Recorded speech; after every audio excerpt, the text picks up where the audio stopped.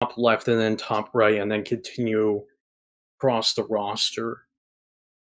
And to remember where I put everything because sometimes I just mix and match.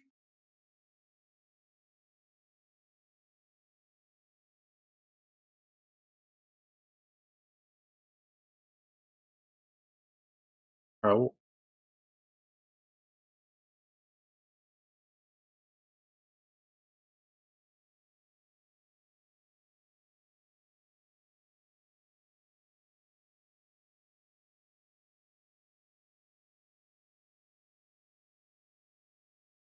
JM Cross.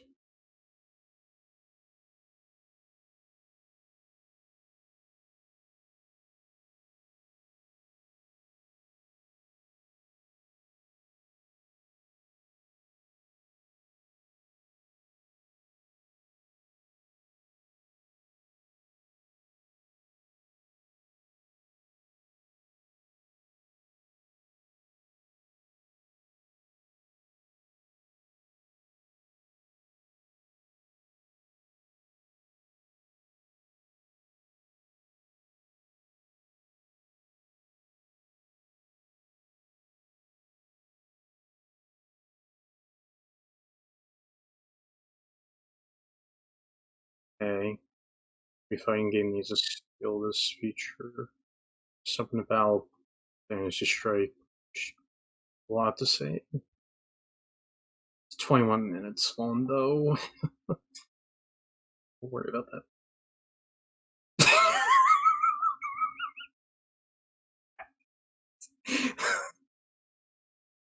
I'm looking at recommended movies on YouTube, and one of them is called Yes, God, Yes.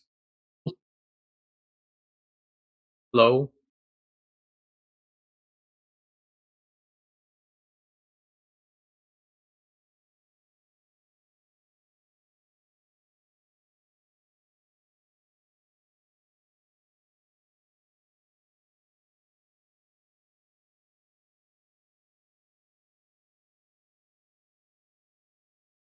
Yes.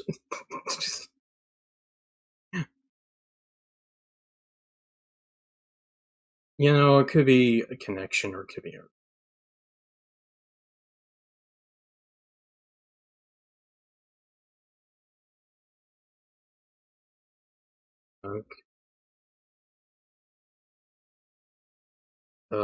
I guess I'm plugging it back in.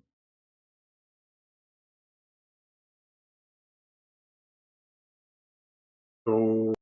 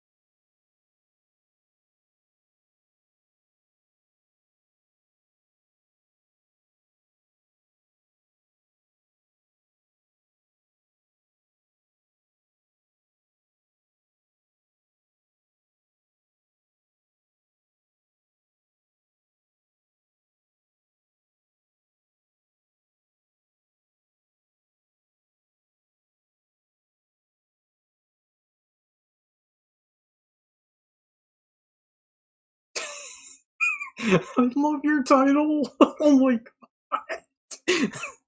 Okay, how about now? Can any of you hear me? Yeah, I can. I can. Not, I'm asking the chat. How about now, guys? Please respond. That way I can, like. Yeah. Alright, there we go. Thank you. Thank God. I forgot that YouTube doesn't handle multi tracks at all. So, Oops. yeah, that was a big fuck up. Yeah, fuck YouTube for not being able to support, like, multi tracks. Like, The fact that I don't know anything about that. Sorry. yeah, yeah. It's an audio thing. It's an editing thing. Anyway, so hello everyone. Good morning to if you're from the Philippines like me. Good evening to pretty much everyone else in the world, or good day. It's probably degenerate hours for you right now, maybe. So today, so today, I'm sorry. I'm sorry. Oh, so today we're what's this? We're going to be covering this a video on Stumblebee because honestly, I think because I was curious about this video because I watched it, I didn't think it was bad, and then Drakion here went on to complain how it was bad or something. So I was like, you know what? Maybe we can just go over this together on a stream. That way we can like see what actually is wrong with it. Because I genuinely don't think it's a bad video. Like the only thing that was like that caught me off guard was the Raid Shadow Legends. And just to be perfect, yeah. and just to be perfectly clear, I'm fine with like with Stumblebee having to do an ad for Raid Shadow Legends, especially considering that you you're probably promised up to like 7,000 US Israeli dollars. Like I'd take that. I'd take that if I had the opportunity, even if it was just once, because it's like with like my lifestyle, that would set me up for like a year at least. Uh, Yeah, Raid Scout Legends. yes. Um. Yeah, we'll skip the ad though because it eats up at least 2 or 3 minutes. It's like Yeah, it's not relevant, and it's not relevant to the discussion at all. So no, I really don't like when content creators do that. Keep your ads like you're in the middle of a video or like near the end because at the beginning it becomes incredibly jarring. honestly, I'd if I were ever to get like an ad sponsor or something. Uh, I mean, if I were ever to get like an ad or something like that, I'd at least try to look up like how, say, Internet Historian does it. Because from what I hear, he does them very well to a point where it's like you don't feel like you need to skip them, or it's somehow still relevant to his content. Yeah. Then he, Um it's like if I remember, didn't he do like a Raid Shadow Legends ad? But it's like it wasn't really bad or annoying or something. Not sure if I remember. yeah. Um we could go through it, but honestly I don't want to go through it because it's like a dumb ad that's irrelevant. Yeah, Not yeah, it's not very relevant to the discussion. So just keep in mind, folks, um this will be the first stream where we will be skipping a very specific part of the video. But that's pretty much why. Raid Shadow Legends is pretty much why. Especially considering how it's not relevant to the discussion. yeah.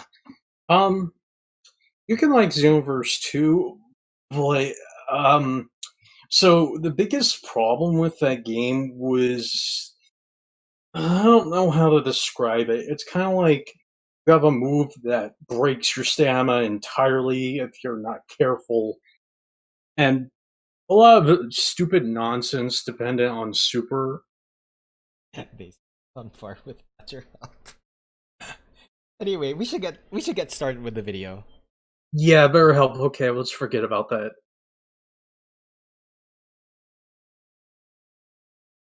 Oh, oh, Okay. okay. I don't believe Uh, that I need to explain Yeah, what no. anime is to you, as chances are if you're watching this right now, you probably have at least 3 shelves full of strangely proportioned vinyl figurines, as well as a body pillow that crinkles like a bag of chips whenever you touch it for some reason.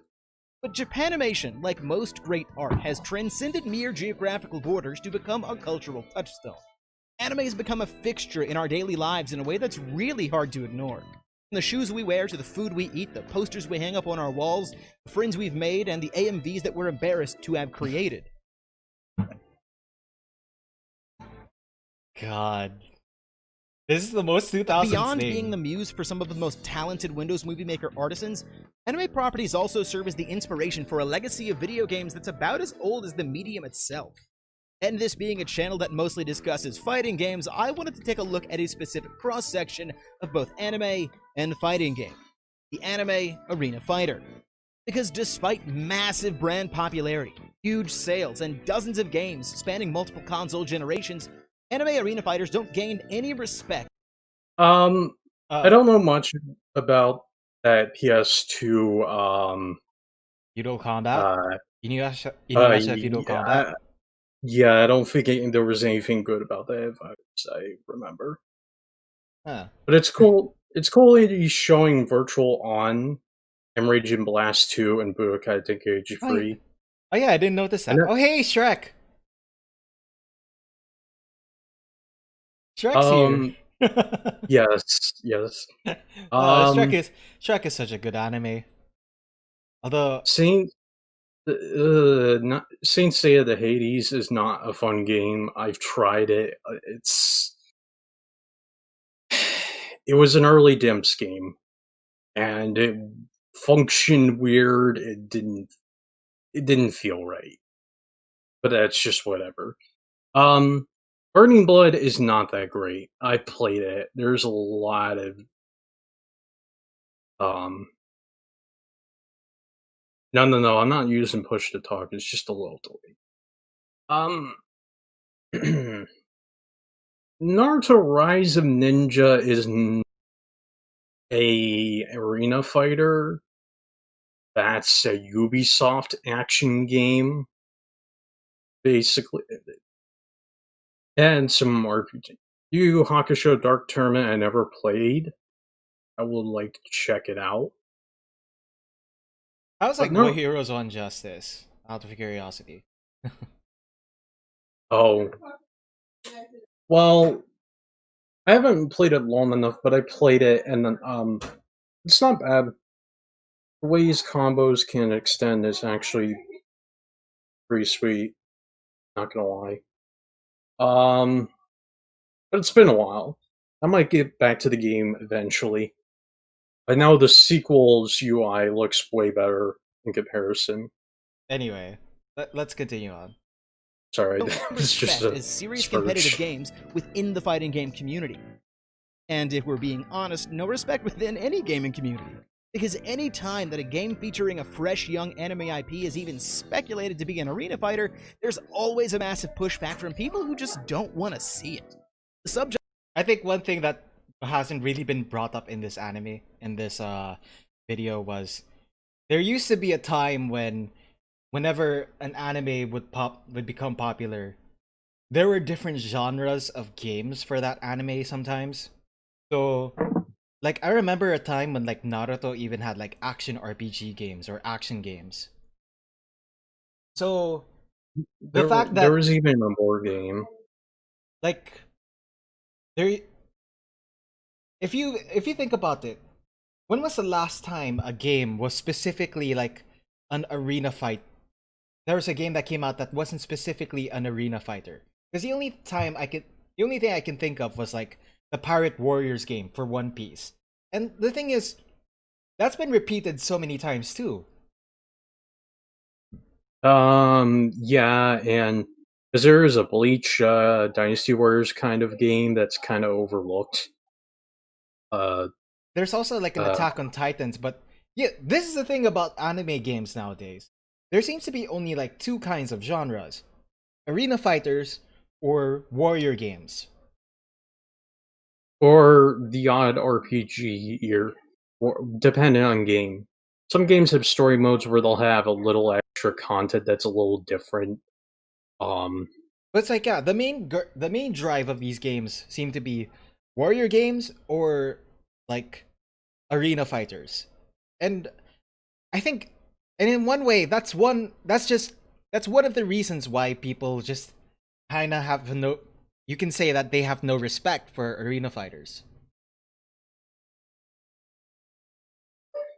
Yeah, I'll probably explain in well, not too much detail, but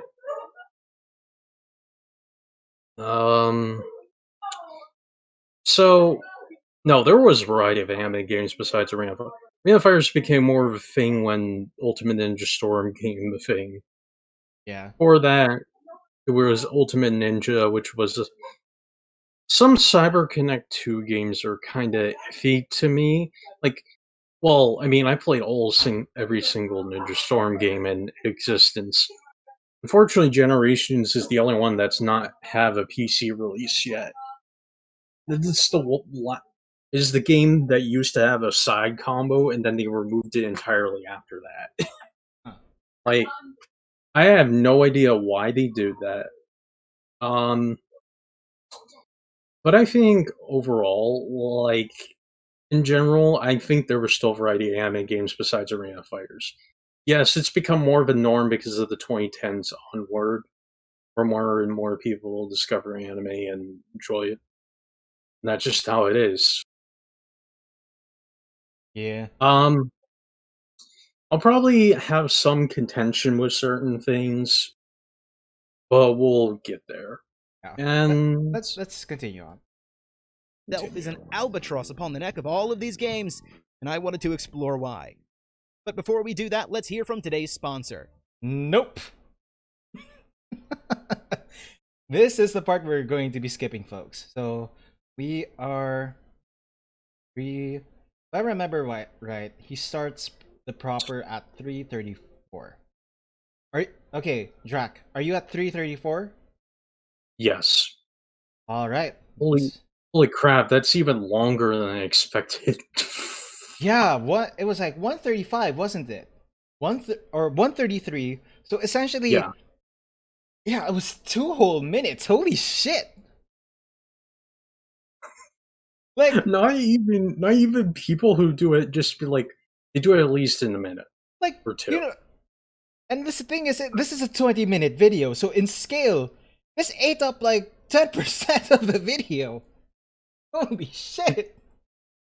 Like, you know how like some of my openings for like my videos are like 2 minutes, especially like the longer Yeah. ones. It's like, Yeah. it's not so bad considering that it's like an hour long at least. Like, holy shit! This is like 2 minutes in a 20-minute video. Yeah, some people will complain about that, but yeah, this is kind of rough. Like I'm fine with a minute because most people do it in a minute, and all of a sudden he's just like, "All right, I'm gonna do this." I'm like, "You are a waste of. You are wasting so much precious time that could have been added. Heck, you just make 30 seconds of, oh, this game is good. Just anyway, Yeah, and it doesn't even add anything to the discussion. So, no. oof. Let's go. First, let's clarify the difference between arena fighters and more traditional fighting games, because I've seen a lot of people who just don't understand the gameplay. Wait, let me look at this. Let me look at this. Yes. Basically, what I'm trying to get that is if a game as visually stunning and as good to play as Tekken 7 is possible, why can't the same love and effort go into an anime arena fighter? Because Tekken is still an arena fighter. No, it's not.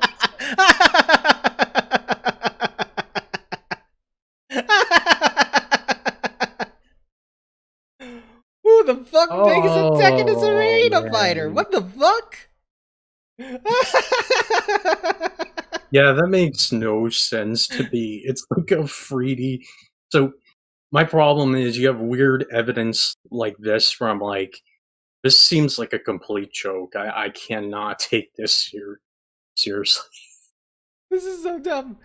Also, Jump Force is an arena fighting game, similar to Tekken or the Naruto series of brawlers. Oh my god, and look at the font! This looks like a font from a fucking article! Fucking game Oh, journalists, man!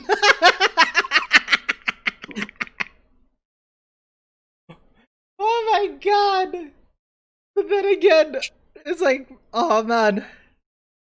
It's like, it's bad enough that you can't expect games journalists to actually play video games, much less a fighting game. I think That's I'm so so kind of disappointing. weird. You know, It will turn into this is the Dark Souls of the Naruto series of brawlers. Ugh. That is Arena Fighter trademark. Oh. People are like that with like the fucking Tony Hawk Pro Skater 1+2 games. It's like it's just a Dark Souls of skateboarding Well, games. It was like, but bitch, what? What? I don't like when people use phrases like that, even if it's kind of jokingly. It's kind of like, come on, come on. I know the No, classification. the worst part about games journalists is that they use it unironically. So it's like, Yeah, what the fuck? yeah, they'll eventually be. This is the Dark Souls of the series of brawlers that is Arena Fighter. Oh my god. Streets of Rage is an Arena Fighter for some reason. No. No. Ugh. This is a riot. Okay, can you? implications Oh, sorry. that those differences introduce. To put it simply, in fighting games, your movement is directly relative to your opponent. If you're on the right, the left input on the joystick will send you walking forwards. If you're on the left input will send you backwards. You can sidestep in 3D fighting games like Soul Calibur and Tekken, but you'll always be facing towards the enemy, creating a center line on which combat takes place. After all, in a real-life fight, you probably don't want to turn your back on somebody looking to bash your face in.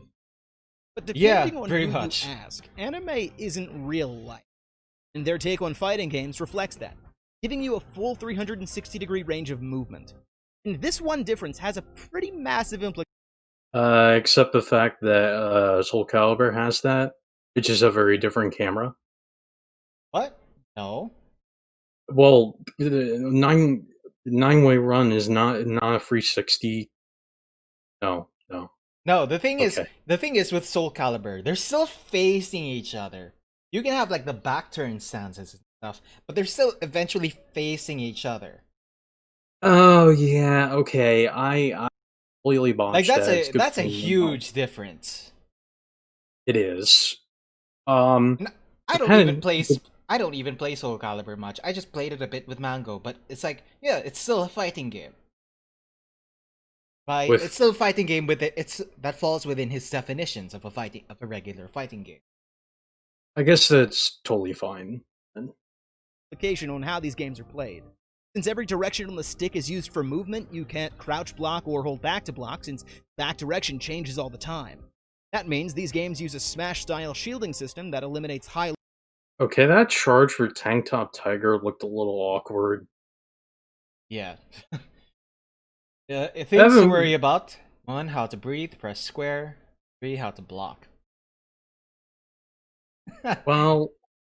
Mango, Soul Calibur 6, you can literally make a fat Geralt character, and have him play Geralt's playstyle. You can. Yeah. That's a thing. There's even more crazy You have the game, shit. Mango. Just go and make it, and then share it in Discord or some shit.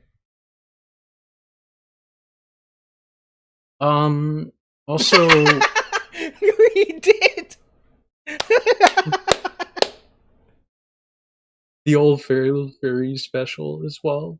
Or Fail Fury Wild Ambition. Is that the one where they go 3D?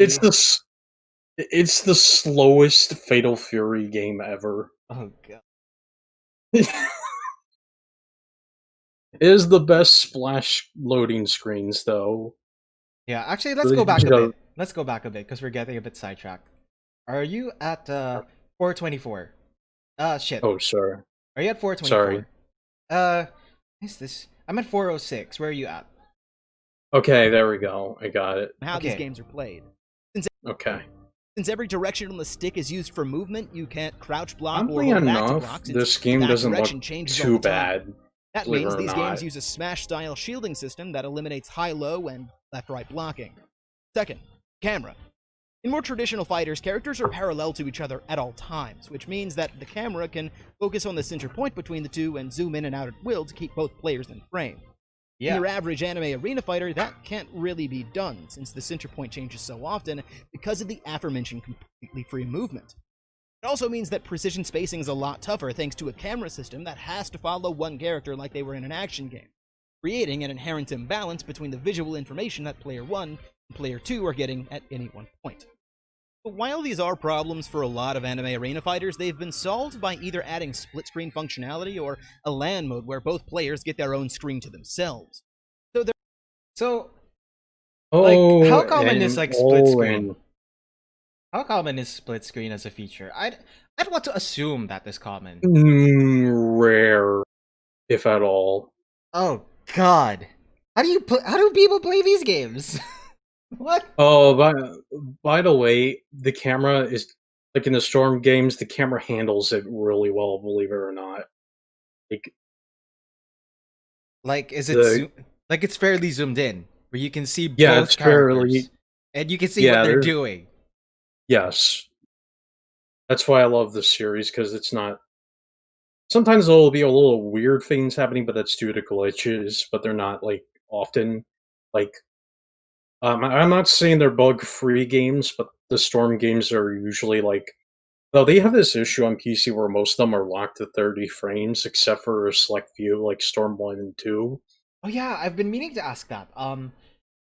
Do majority of the games run at like 30 FPS or 60? Because it's like Uh, if that was the ones 30, because seriously, if it was like 30 FPS, especially on like versus, I'd find that kind of awkward. Like I can't imagine myself like I used to play like I tried out running I because I tried I to got run. used to it, but Let me. it's definitely not fun. I tried to run at like I tried to run like Blaze Blue Central Fiction on my laptop once. It ran below 60 FPS and it was like it was sluggish. So I was like there's no way people could find anything like competitive at 30 FPS. No, the only game Storm 4 used to be 30 only, but now there's a toggle to select it to 60. Problem is the way 60 works is it things kind of function differently. Like the substitution bar regenerating functions a lot differently in 60 than it does in 30. So Like small, it's much faster. yes. Jesus fuck. Well, not by much, but it's a little bit. But I So still it's the think the same. games are So when the you games were fun. When they're in 60 anyway. okay, I know some but it just games. sounds like sorry. Go on. It seems weird that only like Storm 1, 2, and 3. No, you the only way they play full burst in 60 frames is you have to click play in the Steam library and select the HD version. There's no other way to select it. You have It to do just it that way for yeah. you get result to the It 60 just frame mark. 30 frames, sorry. it just thinks it's so weird for me because then it's like uh, well from what you the way you described it, it sounds like uh you know how like you there are people who do like frame extrapolation so that they can make anime which is usually like 30 FPS look like it was going at 60 FPS and as a result everything looks so much faster. Yeah, That's what sounds someone like like what's happening with in the case of like arena fighters. Also, Mango for standard frame rate for fighting games, the problem is I I depends think on the it'll port. eventually happen, but I don't think it I'm not sure how soon exactly that will happen cuz the thing is you have to rely um on like 100 plus more higher frame rate monitors or monitors with higher refresh rates to be even cheaper. Like as affordable as 60 f as monitors with like 60 hertz refresh rates. So, I'll have some good news. Whenever if anyone gets the PS4 and Ultra Street Fighter 4 UMVC free is on sale, those games run at 60 and they load just as fast as the PC versions. Huh, that's neat. Yeah, like Ultra is basically the full package. This same with UMVC free, because the biggest problem with getting UMVC free and MVC free on PS3 and 360 is the DLC is no longer around to be purchasable since the license was removed in 2014, which means JoJo Bizarre Adventure HD went with it. But apparently, that version wasn't that great. Apparently, Yeah, and MVC Origins and MVC2, and also, which yeah, sorry. I was about to answer Mango. And also, yeah, Mango, like when 140 if 144 hurts, I wouldn't be surprised. And I think people would genuinely enjoy that if if fighting games ran at higher frame rates cuz it becomes the actions will look much smoother. The action will look much smoother. But there's obviously, a it's also a matter of like making them just easily accessible. So the moment they are, I think that's when that is probably when like developers will really start experimenting.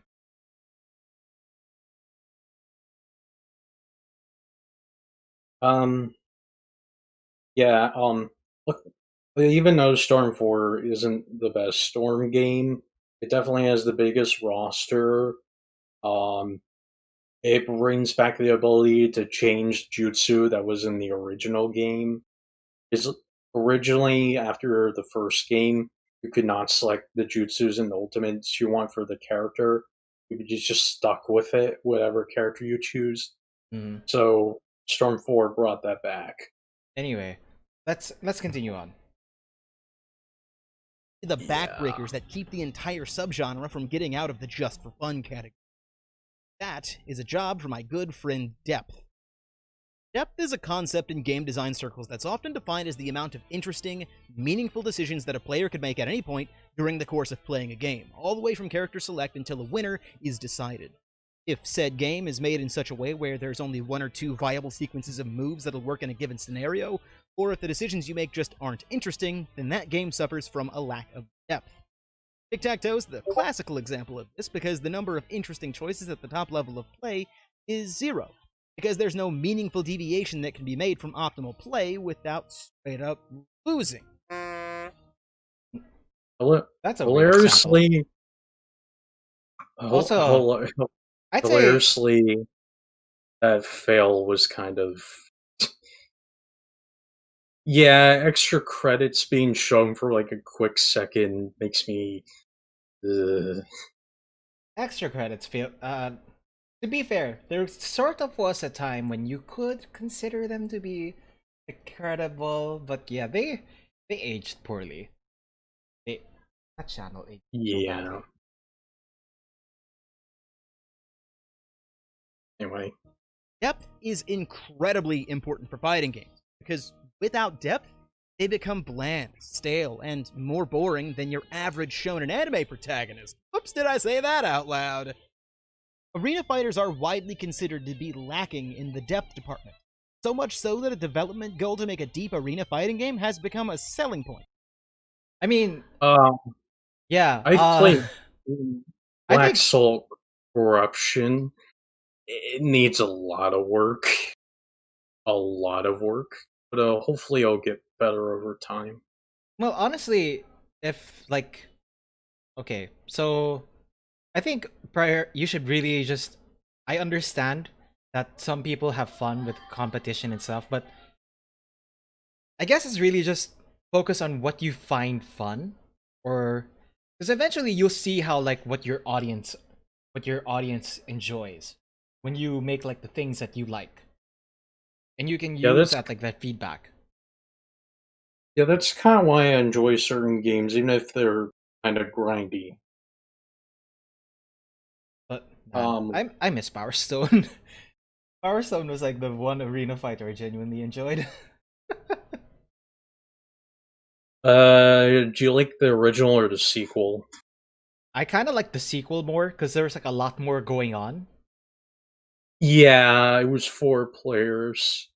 Well, it's not just like 4 players. It was like just how the maps were designed or how the stages were designed. Yeah, Like, oh, you had to now you have. rely on.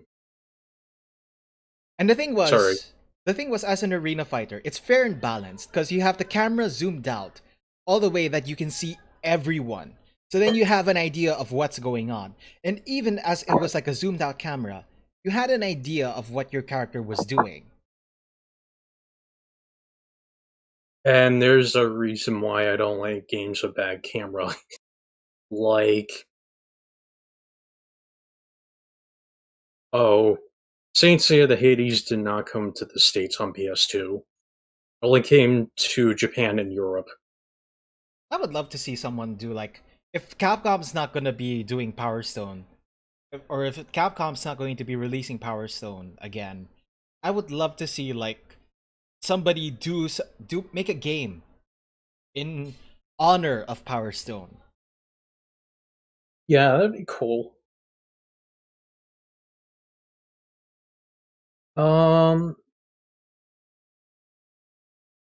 We think Arena Fighters have the potential to be as deep as competitive as their 2D counterparts. Now, Uh, I mean, the thing is, there's the thing about 2D and 3D fighters, and not arena fighters. They have something very distinct going on. So you kind of have to focus on like, what are the strengths of what, or you have to find out what makes your arena fighter competitive, and then focus on that strength while still tuning out like your quirks, whatever bad quirks. Like say you have bad, like say for the camera, just have everything zoomed out. That's all you need to do. It's just such a simple fix. Yeah. And then there, you don't have to worry about balance anymore. Well, I mean, you don't have to worry about the camera anymore. You don't have to worry about having to include split screen or LAN. well, I'm going to tell you this. Storm games have, let's just say, I mean, I might be exaggerating this, but every Uchiha game character in that game is kind of busted. Like, especially Madara. Anyway, Like, but yeah, it's a long story. Than something that's just to be expected. So I purchased and played a bunch of these games over the last few weeks, and I wanted to mention a few things that I've seen in more of a few of these games that I don't believe lend themselves to incredibly deep strategic experiences. And the first thing that really stood out to me is how some of these games are designed to give both players artificial opportunities to press buttons, at the cost of in-match decision-making. If you've ever played somebody brand new to fighting games and subsequently wiped the floor with them, you might have heard them say that they never felt like they had the opportunity to play. Chances are you were just able to smash them over and over again on Wake Up en route to a perfect KO. That's not really an option for these more casual-focused fighters, so some of them will fudge the Wake Up game to ensure that everyone has a fair shot, by either giving you enough invincibility frames to get you through breakfast and your morning coffee before fully waking up, or giving you something better to do instead of pressing your advantage. Like how some games tie advanced movement techniques, attack options, heater, but don't replenish that bar at a reasonable rate, forcing you to let your opponent on their feet while you do the incredibly anime thing of yelling into the sky in order to get your bar back to cover all of your options.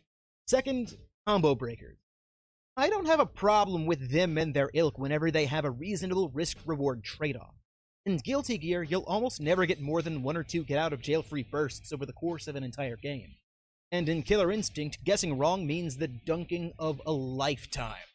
Not only that, but there's also a significant amount of counterplay through burst baits and counterbreakers that make the choice of when to and when not to break a huge decision for the player being comboed. sorry. More safety nets. Hold on. I just want to say, yeah, KI is free. You can play it and you get like rotational characters. It has rollback netcode, and yeah, you can still. There's always interactivity, whether you're being comboed or you're the ones doing the combo. Even though I don't play it much, I can tell there was a lot put into it. I know some people kind of prefer the pre-Iron Galaxy game, but I don't know what that one was like. I don't play Killer Instinct as much, but every time I do, I always have a blast. It's always a good time.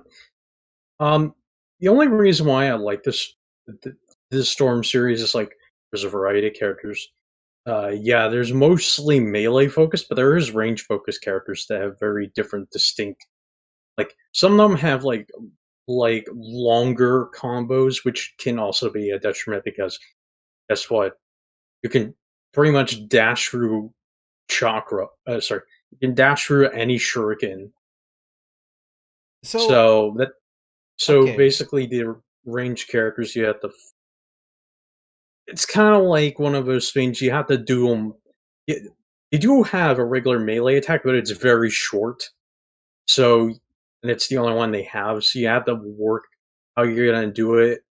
Like the pressure is very different, and it's a little more difficult, especially on a game where it's mostly melee characters. So yeah, because I was wondering, because it's like if you get, because one of the common issues I hear with like arena fighters is there's like projectile spam, and there's not much ways you can deal with it. And in the terms, and from what your description of like Naruto fighters, it sounds like melee is really strong in that game to the point that it just completely neuters projectiles. yeah, but if you do it right, you might.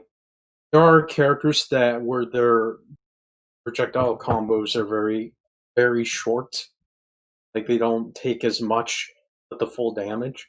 There's also like you can do a lot of cancels. You can well, they added in Revolution, they added guard canceling, they added a counterattack button. In Revolution, if anyone dash through you use counterattack, it takes a chunk of your chakra bar, but it regains slowly back. And basically they're stunned for a good while. And 4 they removed that entirely and they made it and you couldn't do anything What was after that that. again? You got cut off. Um basically shoot, I gotta stop hitting. Basically, there were other mechanics that were added since Storm Revolution added guard canceling, which means you can dash or do a move and then hold guard and you can cancel it. It uses a good chunk of meter though. Yeah. What Um, was that after that? They removed it and then they counter. replaced it with. Oh, the counter. Yeah, they had a counterattack, which is basically block plus shuriken. And if anyone dashed towards you or did a regular attack, because it does not work on projectiles or anything like that, you would get stunned in Storm Revolution. Where Huh. in 4, you just got knocked back far away. Which, Doesn't do if any you have good. a well, if you have a strike back character and your support gauge is halfway full, the enemy will come in. Your AI opponent will just come in, knock him back close to you, and then you can throw in an ultimate or a jutsu or double jump into do an air combo. Okay. Now let's go. Let's talk about how combo breakers are implemented in arena fights. Yeah. Interesting and deep that choice becomes. Anime arena fighters not only double down on that by giving you more chances to stuff combos than me after a long night of drinking, they take it one step further by putting the person who was on the defensive in the driver's seat in the very next interaction. This at Have you ever played this game, the One Punch Man arena fighter? No. Ah, No. 'cause I was about to I ask, like, if it is it possible to ever block these combo breakers at all? I don't know. Um Because that's the one thing that would actually be interesting. Like, if you could block and it's easily reactable, then yeah, I'd say there's like a chance. There's also a chance for the attacker to continue his offense. I think that's what was going on. Let me me after a long night of drinking, figure it out. they take it one step further by putting the person who was on the defensive in the driver's seat in the very Oh, next that's just a perfect guard where it leads to a teleport and they could just interaction. I mean, that sounds like it This, rewards at you. It's best, basically a forces burst. players to take an immediate Yeah. guess that doesn't depend on much more than a static game of rock, paper, scissors, and at worst, punishes the player who won the initial exchange in neutral. Combo breakers work at all because they reset both players to a neutral state, forcing them to earn their way back to an advantage through solid play in neutral. But it's no mystery why breakers are designed this way either. Getting comboed and losing control because you made a bad choice is tough for even the most experienced fighting game player. So letting casual gamers... Okay, first off, Akuma was always just strong. Yeah. I'd say like, especially with just like that damage exchange, the fact that he gets super meter, he has the EX focus attack cancel, focus attack dash cancel, and then just many ways to combo. I'm fine with he and our Geese, fighting game friend. Okay. he and Geese are probably one of the strongest guest characters. Just by like how they're designed. Yeah, I think like while it is kind of cool to have characters from other fighting games, be in like a free arena. The problem is if you like add meters and whatnot, that just really kind of changes everything. I think that's probably why people don't like the guest characters in Tekken, because they didn't mind it available. much. I think their current problem, actually, from what I'm hearing recently, the current problem with Tekken 7 is like the first was like Leroy Smith, because when he came out, he was just really, really good. He had like really good tools, really good normals, and just he had so much utility with his normals. And then next came like Fakum Ram, who was basically that basically had the same issue. And people are just frustrated because it's like they were genuinely excited for those characters because they looked so cool. But then it's like they were just so powerful, and it's like, what the fuck? And it disrupts like this balance that Tekken used to have, apparently, where there were low tiers, sure, but it was still possible to make everyone work. And here's the thing. People will say there are broken stuff about arena fighters, but I'm going to tell you this. This game that's shown on the screen, the only thing that's broken about it is dependent on which, because there's also selectable versus modes, where you can have a mode where you just go always awakening, it'll never deplete, where you do extra damage, and then do infinite ultimates. Or you can do like a hidden HP, crazy shit like. But this game, the damage is only like, it's from specials. Compared to attacks do some damage, but they don't make the bulk of the damage. You have to like finish it with like a burst attack or a special. Right. Now the thing about Big Bang attacks is once they get hit by them, you don't get like a continuous combo after that. They're just down on the ground, knocked down for a good while, and then they can get up. And if they can block it time, they can. There's also a lot of air dashing in that game. You can air dash. You can dash in any direction. Like the movement is a lot better than like the Storm games, because the Storm games has only like so much movement. This game you can actually like dash between different ways. The game runs really well on PCs, as long as your specs aren't really behind. And maybe on occasion it'll crash, but like it's very rare. And it's a dim scheme. Anyway. Yeah. You can press to skip the trauma makes sense if you're trying to make a game that anyone has a shot of winning at. But also, a lot of these games kinda need to design breakers like that, because if they didn't, entire matches would sense. Just pay attention to the damage that's going on with just the regular for even the most experienced fighting game player. So letting casual gamers have a button they can press. Look, it's only doing that much. If you're trying to make a game that anyone has a shot of winning at. But also, it's a lot more fair. Yeah, it's a lot more fair. Although in context, to be fair, in context, Akuma was in rage mode. Yes. That ups your damage by 10%. So yeah, when you have like when you had the resources that the Akuma player had, and you're in rage, you can go ham. Like ham sandwich. Kinda need to design breakers like that, because if they didn't, entire matches would be over in a maximum of 2 touches because of easy access to ridiculously high damage. And that, I believe, speaks to the genre's hesitancy to embrace complexity. If you've ever heard arena fighters called button mashy, or if you've ever wondered why everybody in these games plays the same, you could blame that on a lack of complexity. Think of it as the amount of stuff that a game asks you to keep track of at any one time. When a Tekken combo looks like this,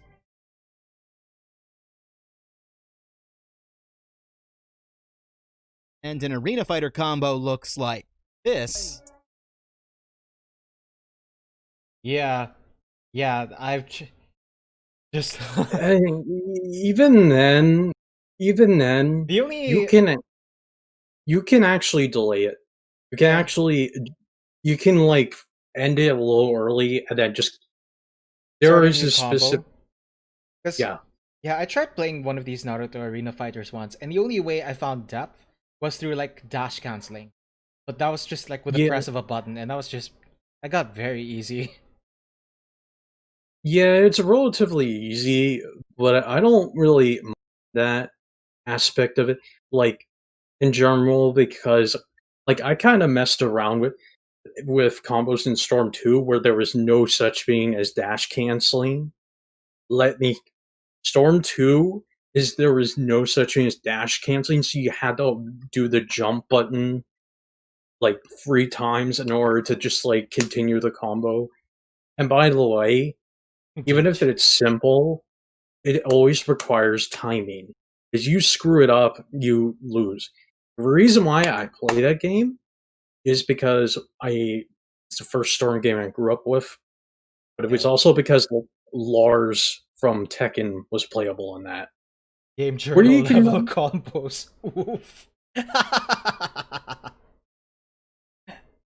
uh, um so and because it's Lars, you can actually juggle them up in there and then do a grab in midair, which not many characters do that. I mean, it is possible, but it depends on basically, regardless of the one button, sometimes well, there's also like again, there's a dash button, there's a charge button, and then there's like shuriken. Shuriken you can use to interrupt, but if you press the charge and then the shuriken, you get like a special chakra shuriken, which makes them different. In Lars' case, he uses a machine gun of tools. Oh, I cannot wait to showcase Lars in that game because he is so much fun, and that's the only time they had a guest character. yeah. Storm 2, and then It was just gone. all Naruto characters. Yeah, and I Lars was so much fun, and he was kind of broken though, I might add, but Yeah, didn't let's matter because I have yeah, so let's much fun yeah, let's continue this. with him. you know you're dealing with 2 very different levels of required game knowledge. Whether it's character-specific tools and ranges, You frame don't need to techniques, charge combo it for that actions, long. UI elements, the way you input I mean, that was like besides the point. Like with Yeah, G, you still need to learn how to set up how to charge. yeah, of course. special Like, moves, and even something as pedestrian as whether or not a stage has a corner or walls counts towards a layer of complexity. Of course, fighting games don't need to be complex in order to be deep, but what complexity there is should open the door for players looking to implement those tools into their game plans. Smash Melee is a great example of this. It's a pretty simple game, but when 1930s oil baron Zacharias Melee invented wave dashing, it led to the discovery of even more advanced movement techniques, which gave his game the depth that it needed to last well beyond the Taft administration. You know what I find weird about Smash? People say it's y- simple, but when I wiki like the controls of the game, it looks so convoluted. yeah, I think that's the one reason why I just don't like it. Because I played it a handful of times and I'm just like, Smash is not for Think of it like this. You only have 2 attacks. A is used for regular attacks and smashes, and B is just for specials only. And then you have 2 jump yeah, and then you have 2 jump buttons that just do the and then same thing. You don't know why that's it. Why that is. you have a grab you have a shield, and you can like dodge with holding shield and pressing left or right. You But can then the thing also is, but then the thing you is, can in order to do hops in like Smash, you have to do like you have to press it quickly. You have to press the jump button quickly. There's no button, there's no hop button for the game. I It's mean there is basically a way to toggle stick jump, but it's essentially KOF levels of depth. It's like it's essentially a KOF input. So then I don't understand why people call Smash simple. It doesn't sound simple. Especially like yeah, look at yeah, this probably would be the one thing I'll have some contention with. Is like Smash is not a simple game, regardless. It- yeah, Like, look at like how to do smash attacks. You have to quickly tap you have to quickly tilt your stick and then press A. If you just want to do a tilt attack, you have to slowly tilt your stick and then press A. How is that yeah, simple? yeah. There's also tilts in Naruto Storm, but they were much easier to do in the first game. They were more lenient about it, but then they made a like particular kind of tilt you had to do, and tilts in that game can vary between characters. Some could just be full-blown teleports, In Ultimate, which pressing two jump buttons forces a short hop. Wait, but then yeah, yeah, that's that was that was a shortcut they added. but then why not just have like one button for hop? Rivals of Aether does it. It still has like a lot of depth to its movement. I mean, yes, tilts can be set to the right stick inputs. Yeah, Like, that doesn't sound as comfortable because it's kind of like the same logic as to why most people aren't comfortable with like shooters, playing shooters on a controller. Because then you have to leave the firing button in order to yeah, control your camera. This is the same principle. You have to leave your you have to leave one attack button in just because you need to go to not to your stick in order to do like a tilt or a smash. How is that convenient? Why and not? why they do it like because here's the thing: a lot of indie fighting game devs, for the most part, actually know what they're talking about.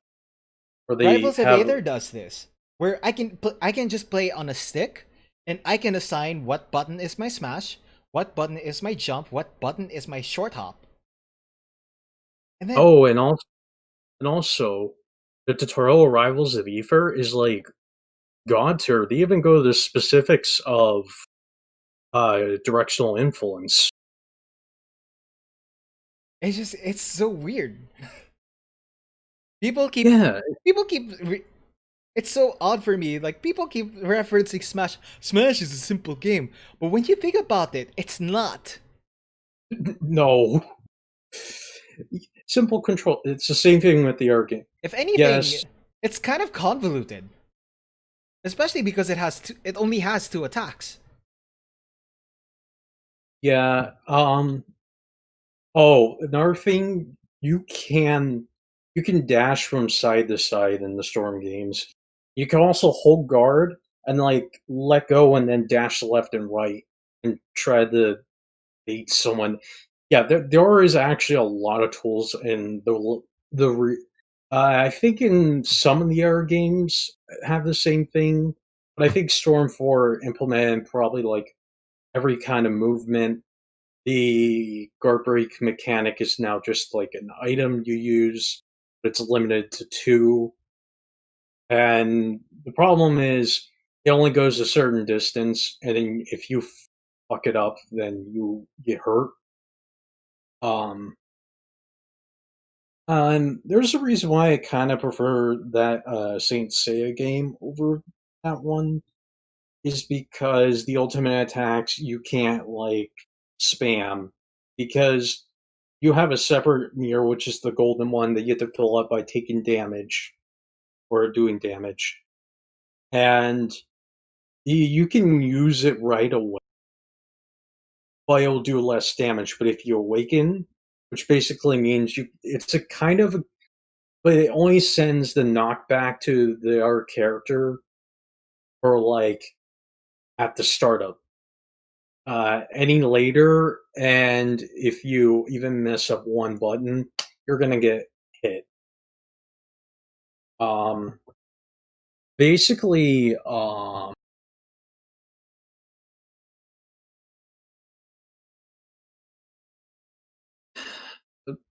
put it simply, like in that game, at least they were like, if you use the ultimate attack and you whiff, because it can be blocked and it can be dodged, then basically basically you wasted that, and then you had to wait a long back. Yeah. Anyway, Uh, let's continue. sorry, I play that so much. I understand the game link the back of my head. Complexity for the most comes part. at a cost. The more of it you Virtua add, the Fighter more of a 5, skill gap yes. forms between beginners and the people who've spent the time to understand that complexity. Everything else equal, given two opponents who make generally similar decisions, the winner more often than not will be the person who knows how to squeeze slightly more out of a combo or knows how to create favorable situations for themselves. This also means that it takes more time to get good enough to really feel like you're playing with intentionality.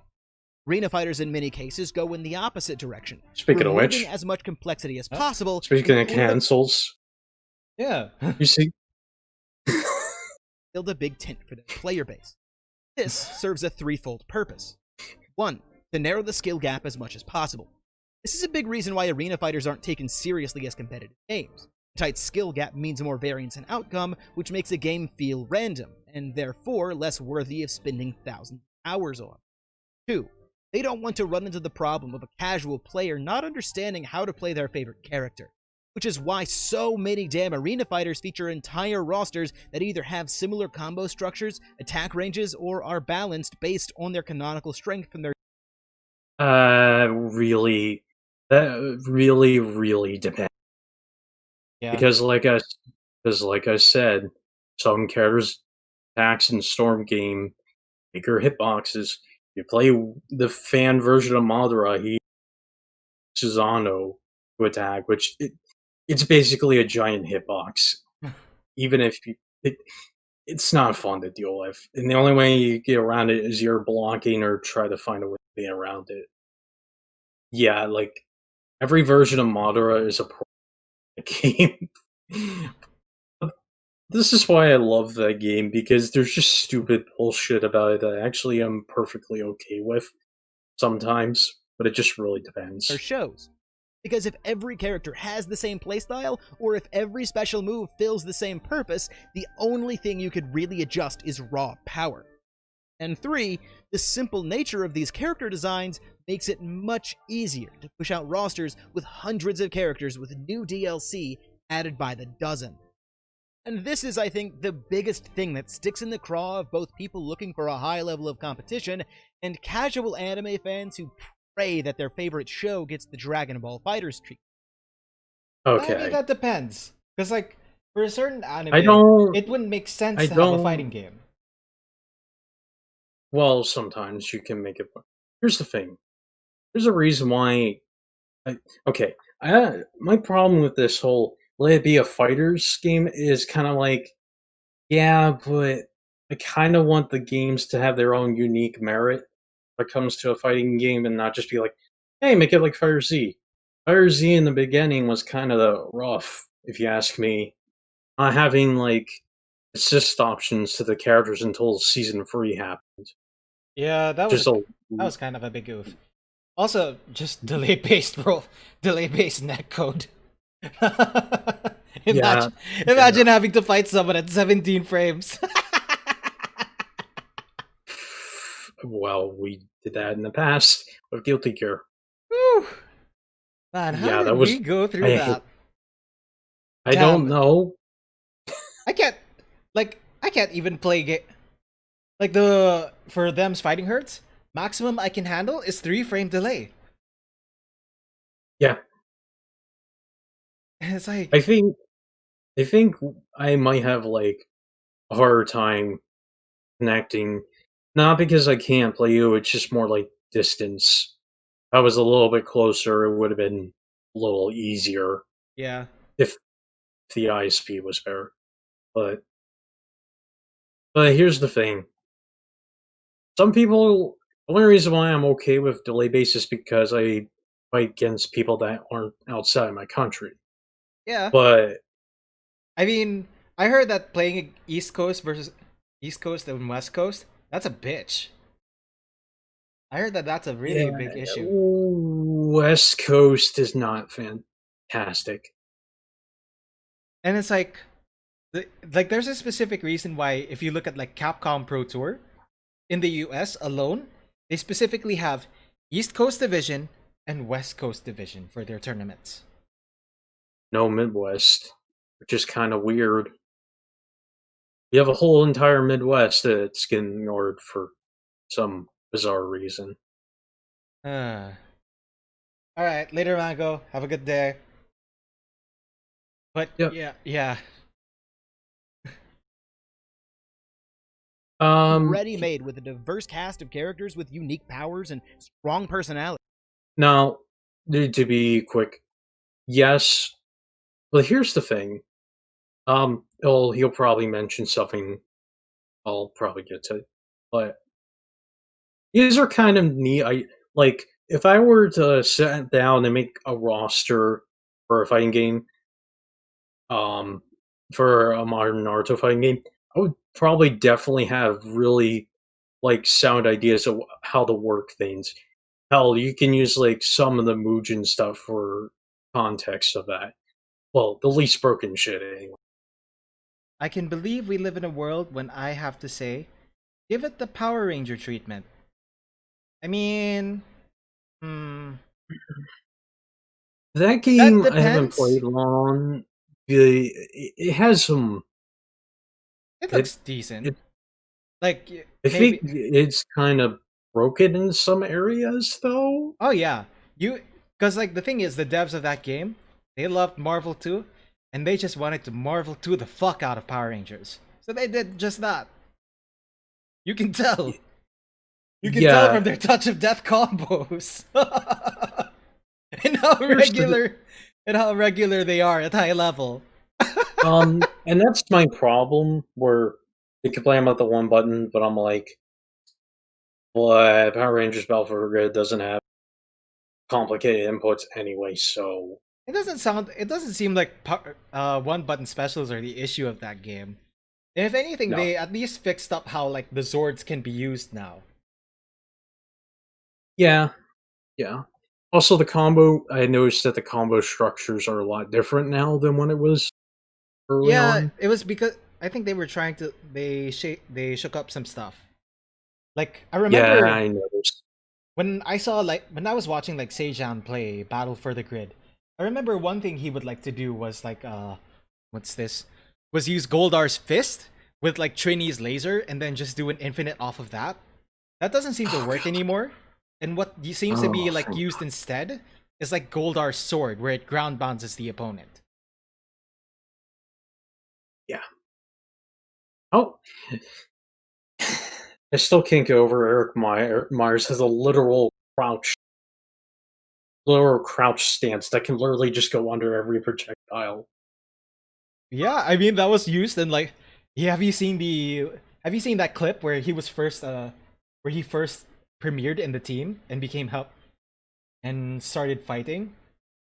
Yeah, like the Mega Blaster is just like, oh, I'm just gonna sit here and then pew. Like, oh fuck, I mean that's no, fun. what happened was like the monster tried to shoot him and then he just lied down quickly and then shot him. Like that's the whole reference to it. Also, the other thing is, you can also add a teleport on top of it. Like, yeah, Quantum Ranger is a little bit on the Virgil problem side in some cases, I mean probably. he's more than like Virgil in so many ways. Dear, dear Lord, I did an experiment just to see how powerful Virgil's level 3 was, and X Factor 2 is all you need to one hit KO. Also, props, That, props to that's Enway. how. Props to Enway for getting Dan Southworth to voice Quantum Ranger. It's epic on Yes. many levels. It really is. I love the lines, and he does say, "I'm motivated." Yeah. Like so it's just such a great so many nods to like his to his career. It's amazing. I honestly like most of the designs of the Power Rangers, even if the Super Sentai outfits may be a little in some cases, or The unless only there's some. thing I can say about the game is the knockouts could use more work because they don't look impactful. They don't look satisfying. It's kind of in the level of Yeah, Injustice, except it's not yeah. as bad because they don't get up at least. All right. Yeah, let's continue. Practically a fighting game character factory in themselves, which is why it's always frustrating when an arena fighter comes out I like the phrase "if Ryu with a gun," Yeah. and what was the other? Sorry. Let's see. characters with unique powers and strong Zoner weapon resource management via scrolls. Plays like Phoenix Wright, 2B, Jacko. I mean, Phoenix Wright and Marvel 3 had that kind of thing where you needed to gather at least 3 pieces of evidence first before you could like get to his roundabout or turnabout, whatever it was. Turnabout. Turnabout. But I don't know how to cycle for the items. That's what I'm trying to figure out. personalities.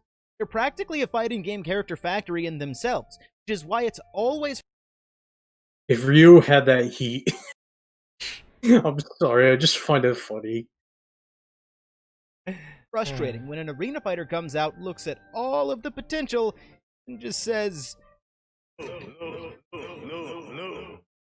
most fun that I have watching battle-focused animes is thinking about how different characters would be designed if their powers were translated into a normal one-on-one fighting game. King of the Hill is such a great anime. Oh dear. Here's the thing. Oh. There is like these say there's no unique character. What? That's kind of far. I don't know what's my mic doing. Okay, so no unique characters, but I'm kind of like, I don't think all like in the Storm Gaze, not every single jutsu functions the same, doesn't have the same range. I don't know. To me, that's what it just sounds like. He kind of conflates with like, oh, they have similar controls and they have similar things, but that's far from the truth in terms of, especially in Soldier Soul, where there's certain characters that have very different. They have some exclusive ultimate attacks for certain outfits slash specials, depending on which character. So, in fact, sometimes the God Gold Cloths have the better versions of their super. Especially when one of them does a full screen teleport and hits you. Yeah. Ugh. I, you know, I would love to just review that game, just give a little examples of how deep shit crazy a lot of the game can Like be. Haku from Naruto Part 1, who I think could play like a combination of Chip from Guilty Gear, Urien from Street Fighter, and Garagos from Killer Instinct. By the way, she is a playable character in the Clash of Ninja games. Though only playable in I think Clash of Ninja 1, 2, Okay. I I think Rev. Well, yeah. the whole chip thing where she throws and needles and whatnot. Yeah, she does that in those.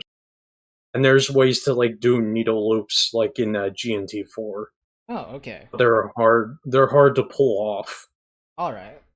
I was wondering how that was going to relate. Anyway. Sorry. Who could use setups using his mirrors on what would eventually become the Great Naruto Bridge. And then I play the character in Ninja Storm.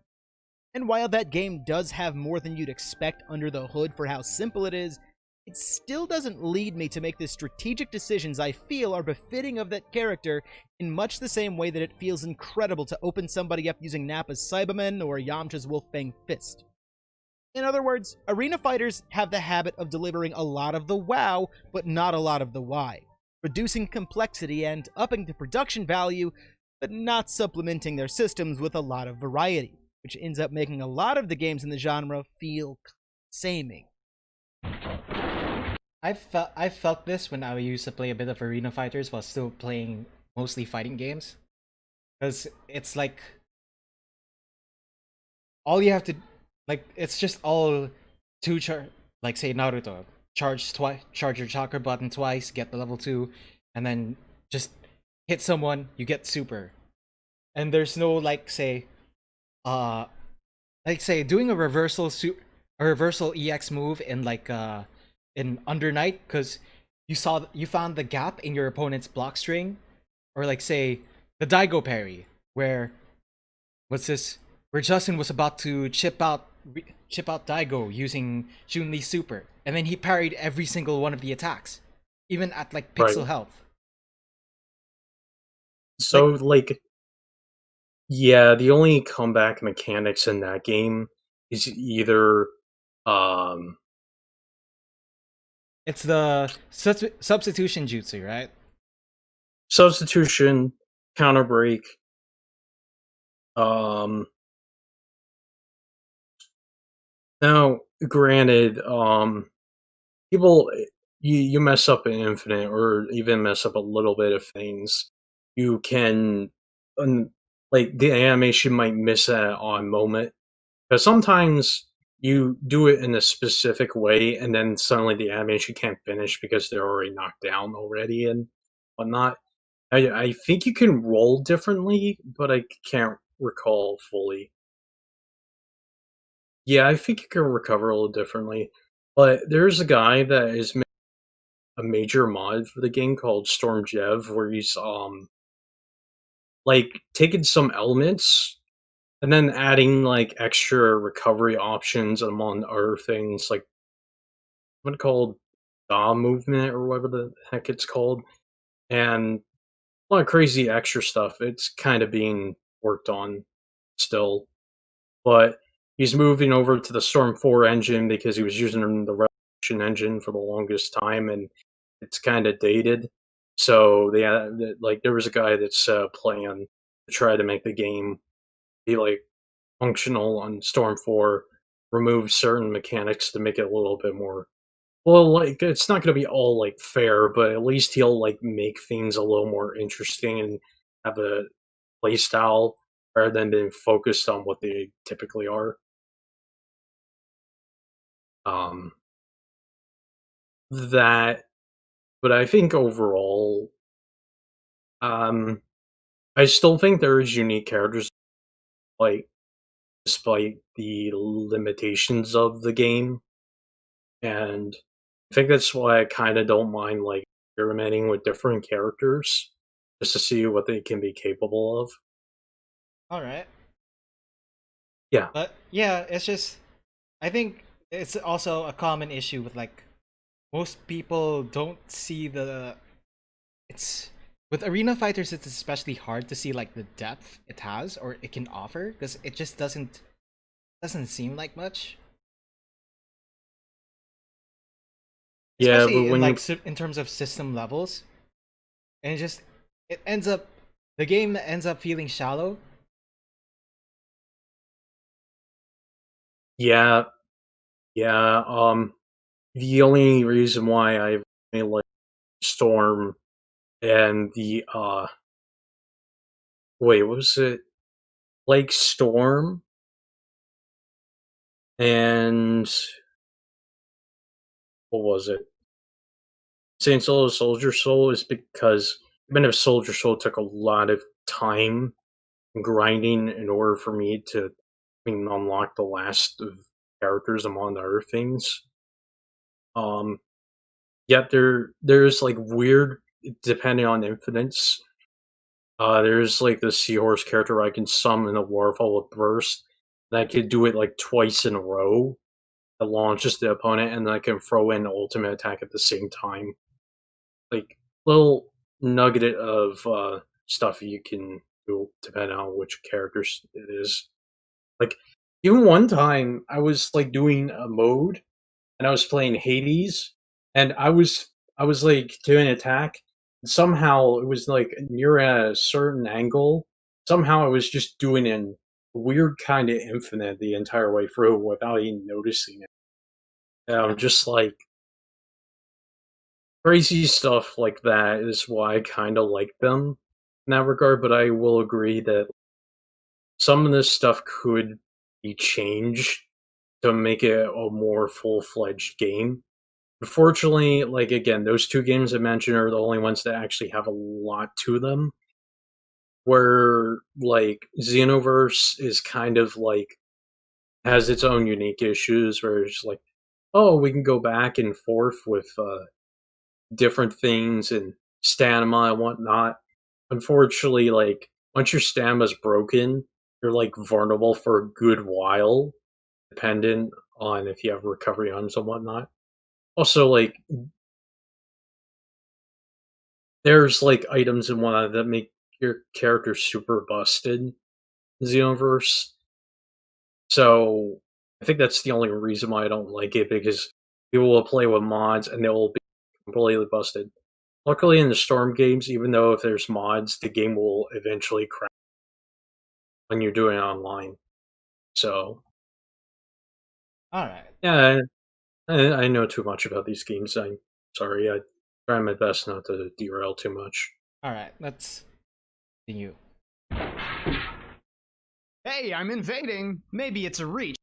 Yeah, at first I didn't realize that Stumblebee had like a guest on in his video because when you think about it, it kind of sounds similar, right? I'm not the only one who Yeah, thinks that, right? yeah, yeah. I did not expect it here, and I don't have a high opinion of K Bash because he did a video on Dissidia NT where he kind of defended the game a lot, and I'm just like, and then he was like, "Well, this guy says there's a reason why these Dissidia games on PSP are really bad." And I'm like biting my lip because I'm like, NT is not a good Dissidia game because it neuters a lot of what made Dissidia Dissidia. It just made it very well. What doesn't you know what's broken about it? The summoning?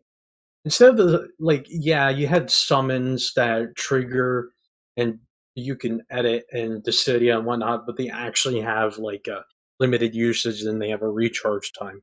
Well, in this game, NT, you had to literally charge a full meter, and then you had a summon that just does the full screen, like chaos everywhere. That really ruins the flow of the game entirely.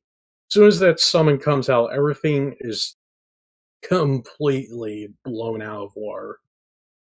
I mean, I haven't watched his videos before, so it's just It was like, oh, I thought it was still Stumblebee. It was like, he just sounds so similar. Yeah, it's like a combination of Austin Eruption and not Pamber Gamer. Maybe no, he just reminds me of an Eruption, which I used to watch a lot. All right. Probably is. But I think there are strategic reasons for companies to make anime fighters the way they do. Making a competitive game is tough, and it's something that's only recently become more widely understood. Frame data, hitboxes, balancing, fundamentals, there's a lot to figure out, and frankly, when management Okay, I kind of find this point a little bit bullshit because here's the thing. They seem daunting, but the thing is, all this frame data shit, this footsies and whatnot, it's Yeah, you'll feel them naturally. yeah, They're that. natural phenomena within the game. Yeah, this is probably the one thing I'm just like, no, no, no. if you listen to No. like the pros or even like a lot of people who stream, who do fighting game content or just play fighting games, they often just tell you, just hop on a match online and just learn. Because that's the thing. These are all natural phenomena. It's just you will learn from experience that, oh, I did this move, he blocked it, I thought I could try to hit again, but he hit me first. So, oh, this video, maybe this attack isn't safe. Maybe I'll try this one. Oh, this is actually safe. Or, oh, this is a frame trap. You will naturally experience what these phenomena, what these tactics are. You don't always need this fucking data all the time. This fucking science No. shit. No. Yeah. Frankly, when management says you're making a licensed anime game, there's a way better way to handle things than by putting in monumental amounts of effort. Just don't. Anime fighters care about style over substance. They care about winking at fans, about including the original voice cast, about animating every frame of that special move every fan loves. Because at the end of the day, shooting giant laser beams is awesome. And they know the game will do well enough as long as it's not complete crap and the right characters are playable, even if it's a This is just so depressing to hear. Because the thing is, I don't have a problem with this point because it's more than likely true. But then you go back Yeah. to like times in like the 90s. You see like JoJo's Bizarre Adventure, Heritage to the Future. Yes. That game does a lot of things right. Like, it's not only like a really good fighting game that doesn't age because its sprites are so nicely designed. You have like, it pays huge nods to like the manga at the time and even the OVA. Yeah. So People like, would not know of JoJo if it was that game, honestly. actually, now that I think about it, if I remember right from Obama's video, the game came out somewhere in 2000, in like the late 90s to mid 2000s. That was the time when JoJo Part 5 was being published. So I think if I remember this right, they even had color palettes based on the characters in Part 5. Oh, I wasn't aware of that, actually. That's a awakening. Yeah, it's like one of just, it's those anime fighting games that is just worthy of praise and respect, and even until now still has like a strong community, especially in Fightcade. Yeah. So it's just, Um, it's so depressing because like it's that sinking feeling of just realizing how companies have sold out. It's like, yeah, like, even though I mentioned why I love those certain games, I can kind of agree a little bit of tweak. The thing is, I would have, you know what? I hate to say, you know what? I want this crazy crossover game where it is Fist of the North Star versus JoJo. That would be my kind of thing. I don't know. The only thing I know about Fist of the North Star is um the games for it, and I only watched like the first episode, speaking but of I will continue watching. speaking of Fist of the North Star, you know about that fighting game? You know Rao, right? The character who thinks so highly of himself, like almost being king-like. Apparently, there's this Yes, lore thing where, because he thinks of so highly of himself, he refuses to like kneel, and because of that, in like the Fist of the North Star fighting game, apparently, Arc Systems. It's an Arc Systems game. yeah, apparently, it takes 8 frames for him to crouch. So, Yeah, yeah, I think that's why like I think I know from Super Best Friends or somewhere else. it's so funny because it's like yeah, it kind of makes sense in lore, but then it affects balancing. Yeah, when you get a little true to the lore, it becomes a little murky. So Yeah, luckily, luckily it wasn't the case in the Storm games. Because what I mentioned with the mod guy for the biggest one, he made Shusui do a lot, massive damage. His ultimate will just do a one-hit kill, although if he misses, he dies. And that was just the one thing he made Shusui, where he just basically is just a glass cannon. Luckily, he's not like that in the original game. Actually, you know what I'm thinking of? You know how Roshi was introduced as DLC for Fighters? Yes, He apparently doesn't seem to have a super dash. And the thing is, nobody knows right. for sure if he's going to have an equivalent to a super dash. Because then that's like, it's such an important mechanic in the game. Especially with like how you approach pressure and stuff like that. Yeah, Because you see, like, if you've ever seen like some of high level footage, one thing some people will like to do when they get close to you, they like to do dash cross up or super or jump and then dash or look like a dash cross up but feint into a super dash. Because the thing about super dash is no matter what, you'll always be facing you'll always be at like the right side of your opponent, not behind them. So it'll never cross up. So it's very useful for like 50-50 situations. And also just for approach as well. Or even just yeah. general approach. So when people heard about like Roshi not getting super dash, people were like, you know what, he's kind of good. If he doesn't have anything equivalent, he's just going to be like a waste of character space for like the season pass. But it's only one character. Out of like 5. So that's 20% wasted. That's kind of a big deal. Um, I wouldn't remember all most of the DLC characters were Goku's anyway. Well, the Might thing as about well the have. Gokus, I mean, the thing about the Gokus at least, to give Arcs his credit, at least they play differently. Yeah, that's true. Because Budokai Tenkaichi 3, when they had different kinds of Gokus, there wasn't really that much variation, other than the fact that only Super Saiyan 3 Goku can use his ultimate on giant enemies. And the thing Because is, giant enemies in Budokai Tenkaichi 3 were immune to the the dashing supers, and the opponent would just get knocked away. Or Roshi might end up being similar to like Videl, because Videl in the game, she can't deflect projectiles. What she does instead is she dodges. But for whatever reason, because she dodges the projectiles, she doesn't gain meter. She doesn't gain meter from dodging. And usually you also gain meter from deflecting projectiles. So ah, that was like one of the dumbest things. And yeah, canonically she's not strong enough, so she can't deal a lot of damage. But if she can't even gain meter from like dodging, that would just be like a big oof on their part.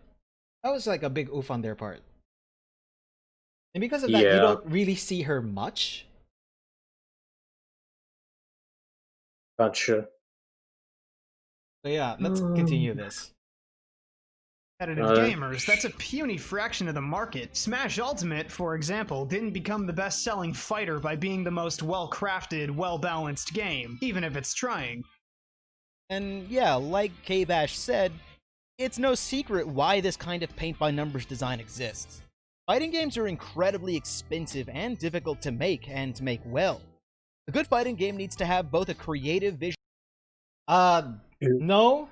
The thing, no, just, no.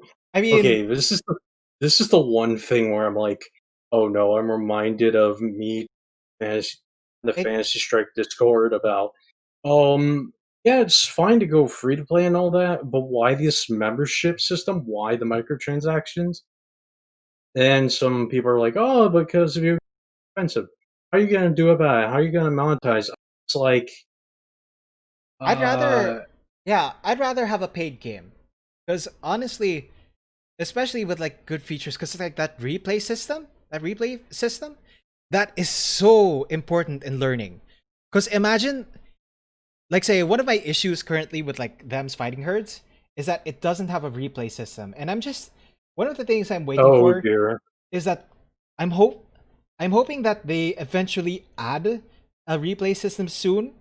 They're probably I think because the thing is they're focusing right now on Shanty, on developing Shanty. So I'm hoping that as soon as they're done with Shanty, they also focus on like adding a replay system. Because imagine imagine having to set up OBS just so that you can record your match so that you can see where you fucked up. That's a hassle in of itself. Yeah, so there's a little off topic. You know how weird it is where certain games didn't want to bother adding users and all of a sudden they are this year? Like Ultimate Ninja Storm 4, the last new characters was the Boruto expansion, and now suddenly this year they released the Momoshiki and Kinshiki to be playable. And that was just kind of it. Two boss characters from Boruto movie. So yeah, we're seeing an influx of old fighting games add characters for some reason out of nowhere. Oh, speaking of old fighting games adding new characters, you heard about Annie? That's going. She's going to be coming out in Skullgirls. Yep, I don't know much about Annie. I don't know what Annie, that's from all. what I've read in the bio, Annie is essentially like she used to be the daughter of the previous Skullgirl who wished for Annie to be forever young. Oh, you know what it reminds me of when I was watching earlier? Uh, uh, there's a Genesis game called Dynamite Heady that kind of reminds me of the whole stage play stuff and whatnot. Dynamite Heady is like a Genesis platform game where you can use your head to hit things. We can also get power ups, do different things, and it's like a puppet play. The aesthetic is kind of a weird kind of puppet play,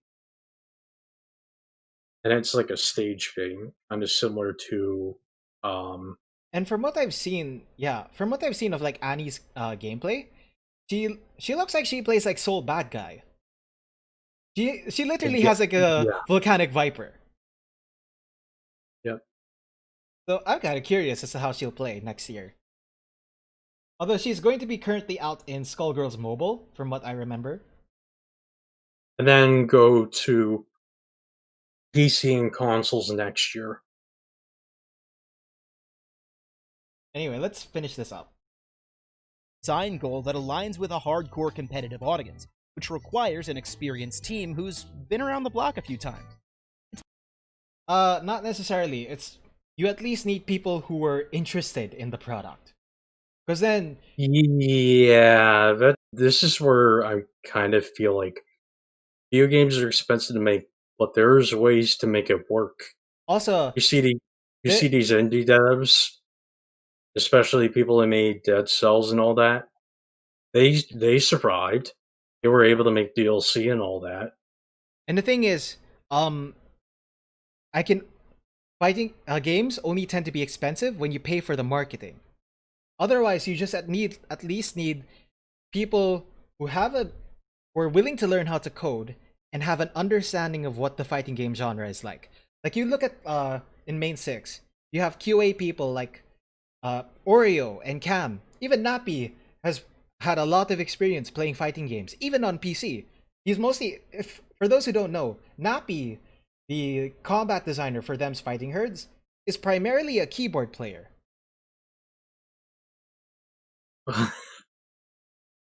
And Whoa. Okay. you know what the thing is? He mains grapplers in fighting games. He's a keyboard player who mains grapplers in fighting games. That can be actually terrifying when you think about it. The thing is, when it comes to keyboard, Yeah. um, I feel like sometimes keyboard does make certain things easier, but it's a little harder in some cases. Oh yeah. But I guess it depends, especially if like the thing with like keyboard, you can have just like the spacebar be your up button, and it'll be very Yeah, that useful. That's very useful, very convenient. Like I say, might want to try. I might want to try some of the combo trials in Ultra Street Fighter 4 with using just the keyboard, the just to fact that you figure can things use it, out. the fact that you can have like your thumb button as thumb, use the up button, it makes tiger knee inputs much easier. It's also like charging will be less painful because if you ever used oh, that's the thing. Nah, I not used to necessarily anymore, cause like ever since hitbox became a thing, they balanced out the SOCD. So then if you do left and right together, it just returns to neutral. So then you lose your charge. wait, that's Street Fighter 5 or 4? 5. Oh, okay. Okay. Actually, Yeah. modern fighting I'm games after I, like the hitbox was introduced, they fixed that. okay. Okay, we're gonna answer the scratchier guys. I have no idea what Nappy used to play. I only remember from like the whole Back to Block documentary. He used to play a his very first game was like a DOS version of Street Fighter 2. Oh yeah, that does exist. Um there's also an Alpha 2 DOS version, but I try on GOG it has issues where it can only stay in full screen, and the only Yeah. way to back out is called it was kind of functionally weird. I mean, I have Alpha 2 on the 3DS, and it's the SNES version. Load times aren't atrocious, but they're kind of similar to how they are in SNES, where they're really bad. And here's the thing: when it comes to there's a reason why I like when older fighting games are ported to newer systems, is because they'll be easier to use. Hmm. And actually, here's the thing. Getting back to what we were talking about, like knowing what you need to do. Aside from like Nappy, uh, what's this? Yeah, Oreo himself or herself now was like herself. used to hang around a lot in used to participate a lot in like the MBC3 scene. Like her team was Rocket Raccoon, Amaterasu, I think, and Dante. That's Was an interesting combination. I'm not sure what like the team she uses now, but like I know the one thing that really got her into that really got Oreo into fighting games was just the fact that she could do like the Devil May Cry 3 combos in in Marvel vs. Capcom 3. I see. And then you Um, even have like Cam, who also was also familiar with like the fighting game community. So there's that. And there's even a time where they got like Sonic Fox to be part of the QA team, where he he knew how to play all the characters. Although Velvet was like pretty much his main. that's terrifying that he actually can know every character. I mean, first off, it's like 6 characters, and second, he he has a great. They specifically got him because he was a Skullgirls player, so and since they were using the Z engine, he'd notice he'd be able to notice what was similar to Skullgirls, or if there was an issue that also Skullgirls experiences, and maybe they could fix it. Oh, okay, that's cool. Okay, let me read for these comments in chat. We'll try not to derail it. I know we're been a little an hour. I'm not pressed for time entirely. We're almost kind of done anyway. Anyway, I really only knew about JoJo thanks to a Capcom game, and in Fisted North Star case, I played the NES game. Yeah, I'm not familiar with that one. yeah, I think that was actually the one where like Rao couldn't crouch at all. So that was funny. So then because of that, he couldn't crouch block. yeah, So but like that's the fighting game. you could completely He's beat him with mentioning an those. NES game. Uh, I'm sorry, Track. It's just the keyboard. It got really loud. Keyboard typing. Sorry. I'll stop doing that. Yeah, this is the NES. Oh, it's a side scroller beat 'em up. Oh, yeah, those early side scrolling beat 'em ups on NES were mixed. Um, I think they're pushing down Scroll Girls one by giving us true story mode. IRC they said that they needed Annie and Umbrella to be in the for the game to happen. If Nappy is a KOF player and he uses Goro and Clark, and he could do two half circle supers, then I salute him. I would not be surprised if he can do 720 on keyboard.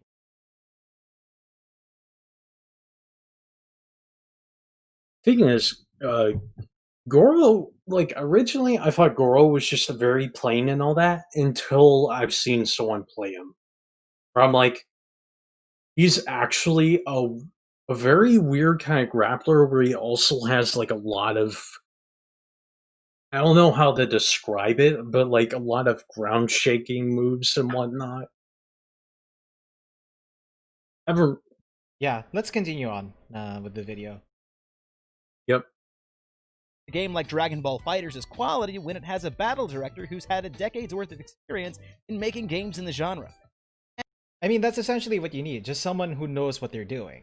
You don't... Also, nobody asks you to pay so much for marketing. That's only a thing that big games do. Yeah.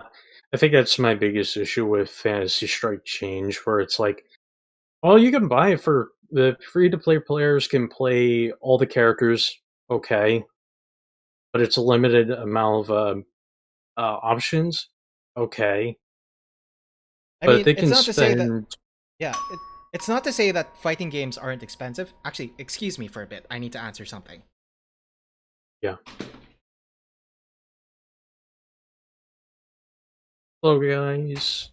I don't mean to. Sorry, I'm just very passionate of a lot of the games I played, and I just don't mind playing them. But for tonight, I just wanted to chill, and I just got one more shift tomorrow. Then I could finally have Saturday off, but I'm doing something on Saturday, which it is what it is. Um,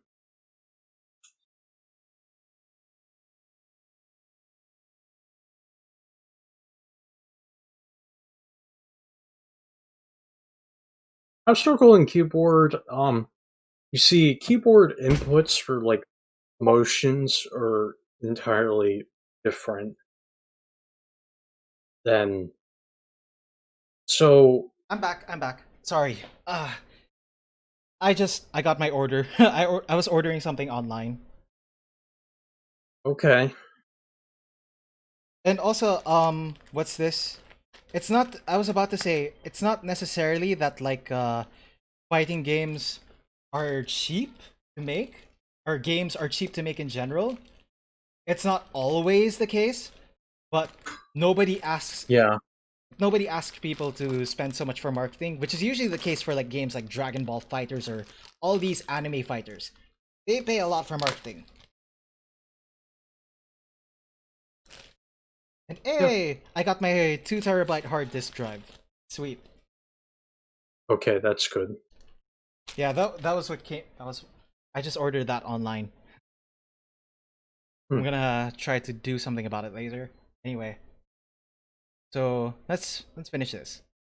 And it's not surprising that Pokken Tournament is considered one of the better arena fighters out there when that game has the full weight of Namco Bandai's fighting game division in its corner.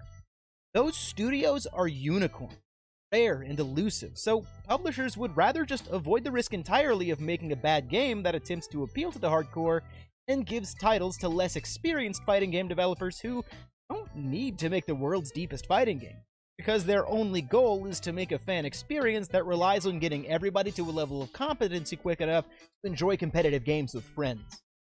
You can see that inexperience in the little thing, like a training mode without many good options or health bars. By the way, I really love that super in that game where he just comes to the car and it just goes in slow motion. He just shoots the barrels like I it's have a no mini. idea why City Hunter is in this game. He's not even like his. Oh, It doesn't he's even from make. City Hunter.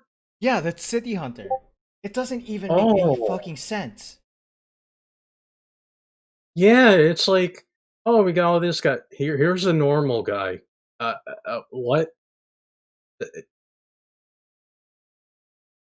I don't Anyway, understand. That drain outward instead of inward towards the timer, super animations that are like 30 seconds long, blatant balance issues, or how both player 1 and player 2 can't pick their characters at the same time. But the funny thing is that well, actually, Depends on the that game, is, doesn't it? yeah.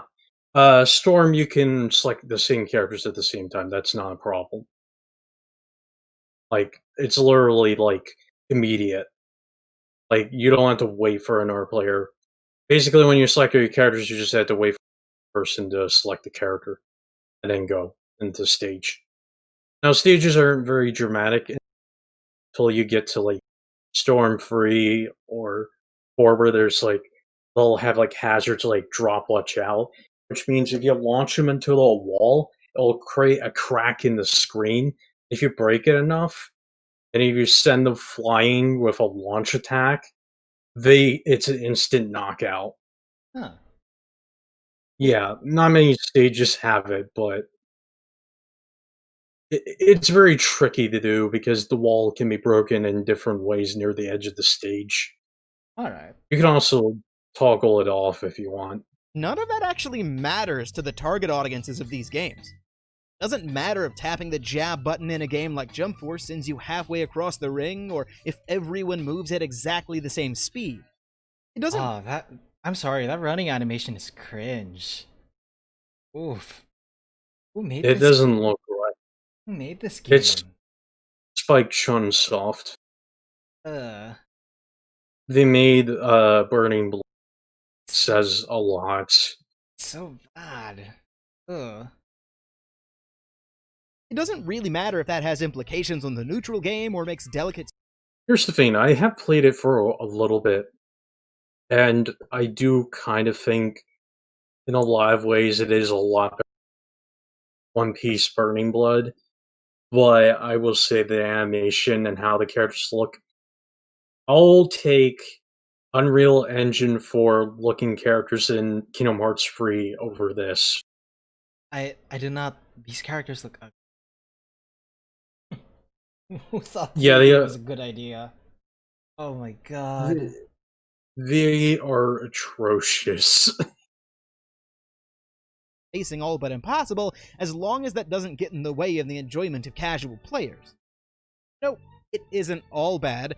The camera and free movement of arena fighters do often cause issues for one-on-one matches, but I think those exact same mechanics work way better for something that traditional fighting games have never and likely will ever be able to pull off. And that's a fun team-based fighting game experience. Team fighting games have always been kind of a meme since you can't really play them simultaneously against more than one person, but games like the Mobile Suit Gundam Versus series and Final Fantasy Dissidia don't really need to be the most complex out there because the team. The thing is, Dissidia on PSP had a lot of shit. You had the level of your characters, you had to unlock skills, and you had very different ways to play the character. Also, these Gundam versus games, they seem to be more I find them more they seem to be more respectable, the more respectable arena fighters compared to everything else. Like I don't see much people talking about like the Naruto arena fighting competitive scene compared to like the mobile versus scene. Because it's an extremely small community. And I think the problem is more people like Dragon Ball they like Naruto, and that's kind of sad because I actually kind of like most of the games. The Ultimate Ninja games from the PS2 weren't too bad.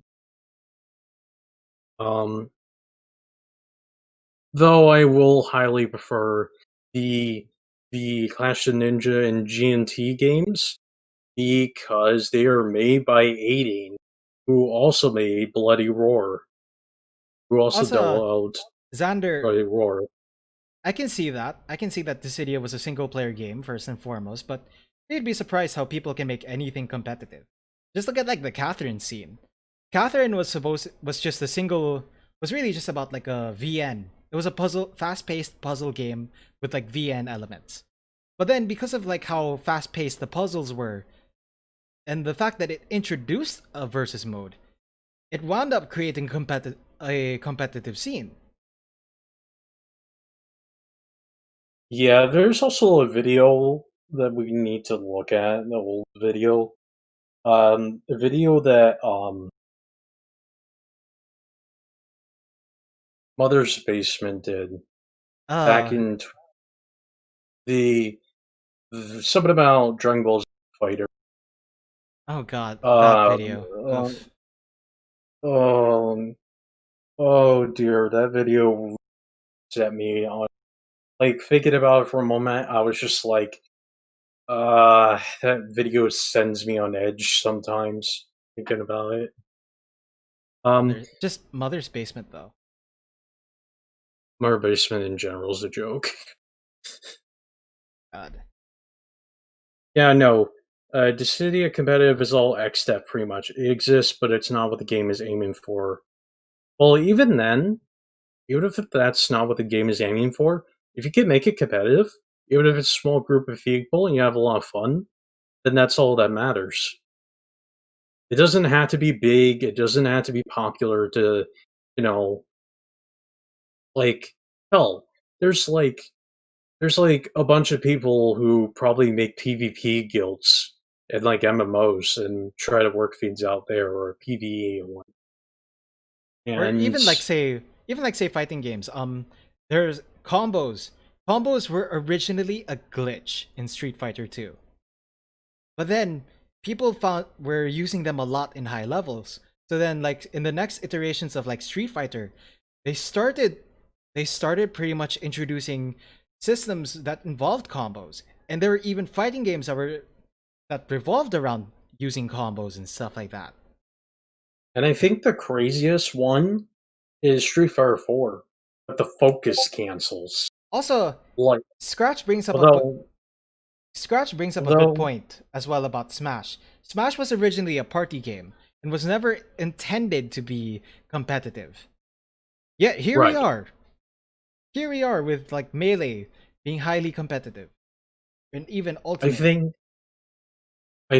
the thing is with the Naruto certain games is the damage is dependent on character. Like even if some of them kind of do similar damage, there are some characters like Han, which is the Six Tails, and he does a lot of massive damage for only like for a few hits. And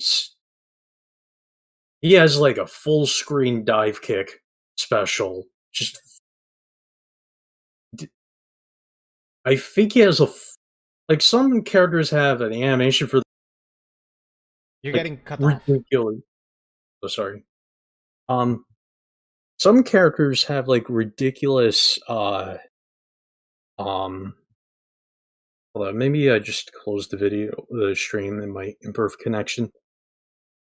Some characters have ultimates that have very different animations. Like some can go even full screen, but even then, you can block them, you can dodge them.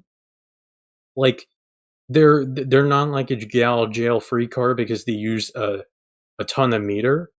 Luckily, they removed how it worked in Storm 1. Because in Storm 1, if you whiffed it, you still kept that meter. So, until you hit with it.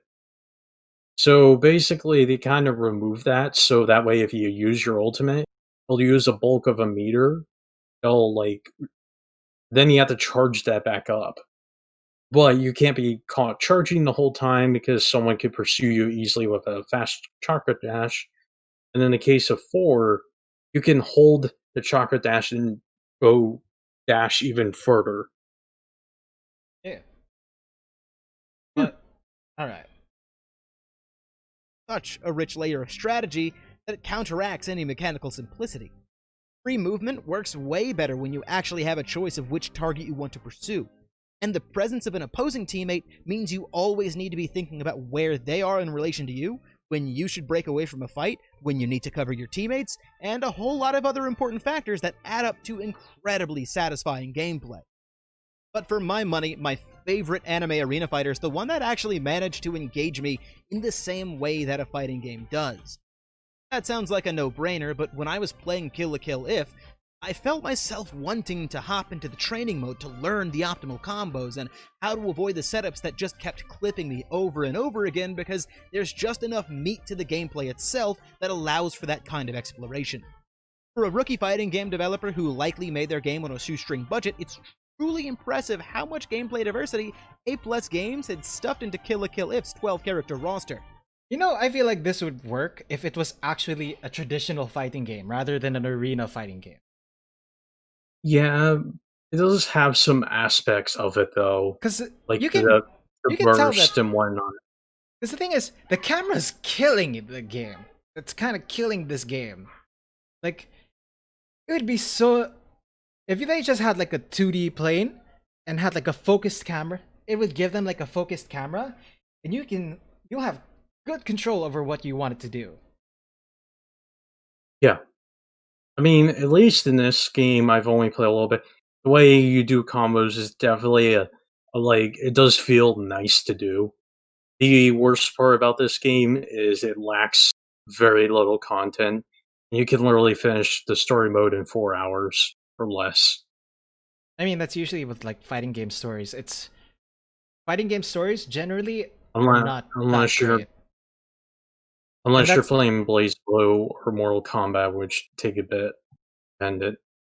Or it's why, like, say, them's fighting herds, they also made it a point to add like platforming sections and like RPG elements to the game. Because even like say the platforming elements, they actually make good use of like the 2D fighting plane of it, part of it for platforming. Like I said, I don't mind a story mode, like changing things up, but if it can relate to the fighting game in question and actually help people learn in this specific way, even if it's a little nugget of information, that could be all the world to a lot of people. Yeah, and them's fighting herds does that well, especially with like their platforming sections. Yeah, Kill la Kill if is like the combo structure for extending and whatnot is not particularly. Yeah, it's just like a chain of light and heavy attacks, and then you just time the button where you do the special at the right time. Also, there's that blue. Your meter turns blue after using a super, which means you won't gain meter for a few seconds, and then it'll come back up. Which that's an alright penalty to avoid like spamming, like just to like actually change things up instead of doing the same things. Kind of. I don't know. The game's kind of fun, but its roster is relatively small. I wish it had some more characters, but I think it has kind of everyone that actually fights, and that's kind of it. All right. But Everyone has different win conditions, combo routes, and pressure strings that can be mixed and matched to suit whatever situation's happening at any also, given point. this guy AKA has a fighting game. All of this goes without. So to explain him, you do certain actions, and the analyze thing will build up. You can use this analyze meter, move, EX moves, and all that, like crazy shit like that. Like I might want just to reinstall this game so I can just like try to showcase videos of what it could be capable of. Mentioning a Anyway. surprisingly robust movement system, which at the top level looks as close to 3D Marvel vs. Capcom as I'd ever seen. The game is incredibly dope, but unfortunately, it suffers from a bit of a population issue, which is why close to the release of this video, I'll give away some copies on my Twitter and Twitch accounts. I don't really have a way to wrap this video up other than saying that it's super obvious who arena fighters are made for. Anime fans who just want nothing more than to grind out a few games to their, with their favorite waifu, and that's okay. Not every game needs to be this tournament level fighter. If you're having fun, I'm happy that you're enjoying yourself. But if you do want to push your favorite arena fighter to the next level, see if there's an online community who runs regular tournaments. The Naruto Ultimate Ninja Storm, My Hero One's Justice, and Kill la Kill Lift communities, I'm sure, would be happy to have the extra players. Thank you to everyone who's made it this far in the video. As usual, if you're watching close to win this video... Okay, that's pretty much it. So, overall, I didn't think the video was so bad. There are some points that maybe I could question, but overall, it wasn't so bad. Yeah. Yeah, maybe I think even if we took a little too long because I was kind of rambling, I apologize. This is how I am sometimes because I just love stuff. Basically, yeah, I feel a little bit better reaching I'm like, okay, maybe I over exaggerated and it was. But it's not a wasted time that we did here, honestly. Always fun. Yeah, and it's like it just an interesting it adds some perspective to it as well. Yeah. So that's about it, everyone. So thanks for coming on the stream. I have no idea when like my next episode will be, and I don't know what I'm gonna cover next exactly. So yeah, I'll just be streaming when I feel like it. And I'm also very focused on like I'm also very focused on like my other series, the Free for Full Fights, where I do match commentary. So give that a view if you're interested. So yeah, until then, see you all next time. Bye.